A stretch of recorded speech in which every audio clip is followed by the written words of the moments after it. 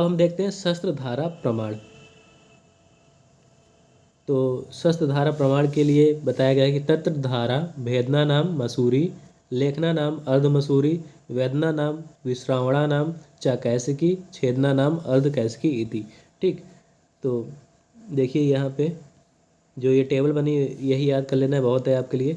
तो सबसे पहले हमने अष्टविध शस्त्र क्रम के अनुसार लिखना है, छः भले वे, फिर ठीक है इतना लिखना है। इसमें छेदन भेदन लेखन वेदन आया और विश्रावण आता, लास्ट में विश्रावण लिख देना है। ठीक, तो सबसे पहले हम छेदन का याद करेंगे। तो छेदन के लिए क्या बताया गया है, अर्ध कैसकी, ये वाग्भट वाला नहीं याद करना है आपको, सिर्फ सुश्रुत वाला याद करना है। तो छेदन के लिए अर्ध कैसकी बताया गया है। फिर भेदन के लिए मसूरी बताया गया है, लेखन के लिए अर्ध मसूरी, वेदन के लिए कैसकी और विश्रावण के लिए कैसकी। ठीक, तो इस तरीके से आप याद कर सकते हैं कि जो छेदन के लिए है वो अर्ध कैसकी पहले याद कर लीजिएगा, अर्ध कैसकी।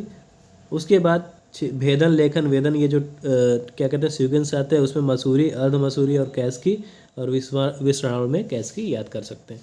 ठीक है, उसके बाद देखते हैं हम शस्त्र पायना विधि। अब शस्त्र पायना विधि कैसे करते हैं, तो शस्त्र निर्माण करते समय शस्त्र को गर्म करके क्षार जल तैल में डुबोने की क्रिया को हम पायना कहते हैं। तो ये पायना होता है। जब भी हम शस्त्र निर्माण करते हैं तो उस समय क्या करते हैं, शस्त्र को गर्म करके क्षार जल या तैल में डुबाने की क्रिया को हम पायना कहते हैं।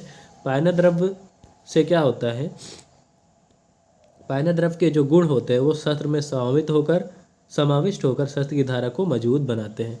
तो आचार्य सुश्रुत ने 3 प्रकार की पायना विधि बताई है, जिसमें पायना में पहले क्षार हमने देख लिया, फिर उदक और तैल।